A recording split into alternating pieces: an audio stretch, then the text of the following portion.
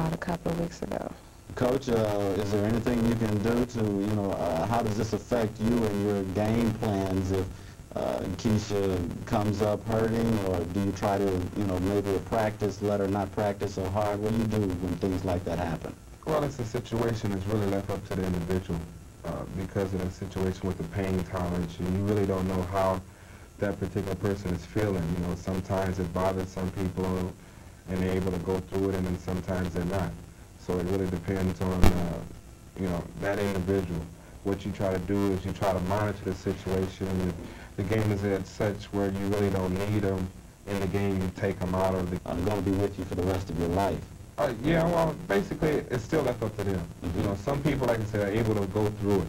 But you can see to a certain degree the expression on their face if it's bothering them more, and you get them out the game page. Just sit down and relax.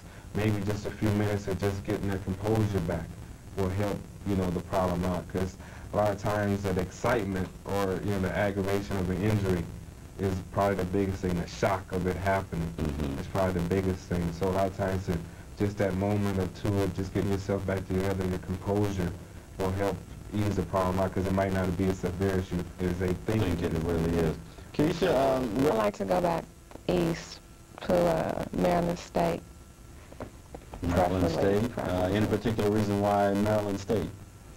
Just because I've heard so much about the women's basketball, and back east is where my family is. Okay. So I'd like to go back there in the Washington, D.C. area.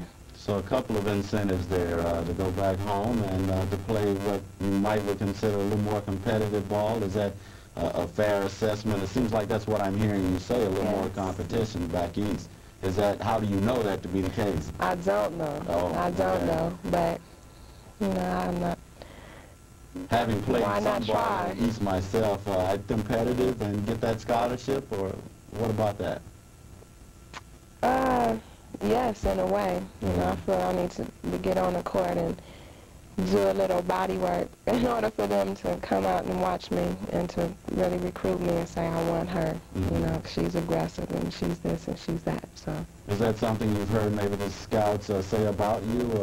No. Or you just feel that perhaps is one of your own weaknesses? Yes.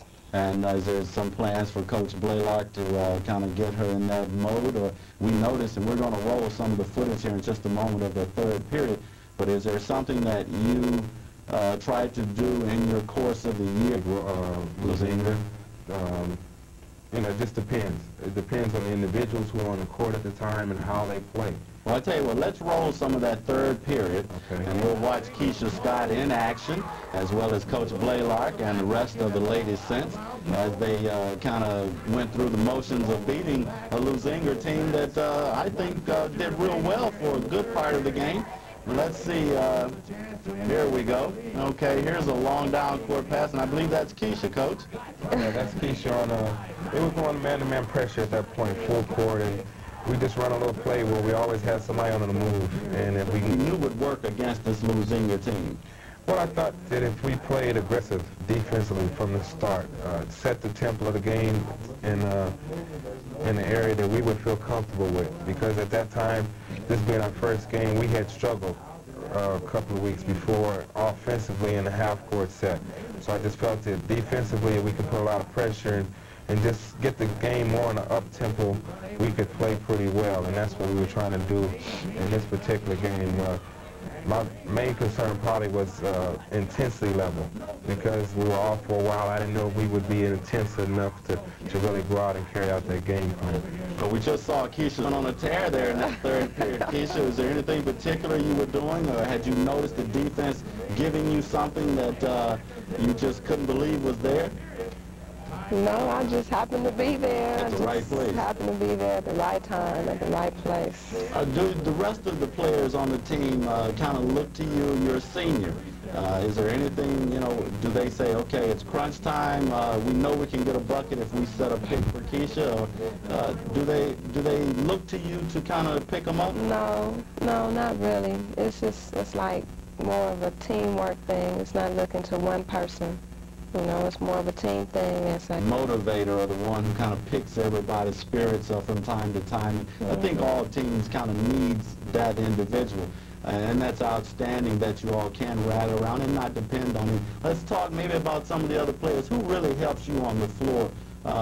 You play an off guard, as I kind of noticed during the course of the game.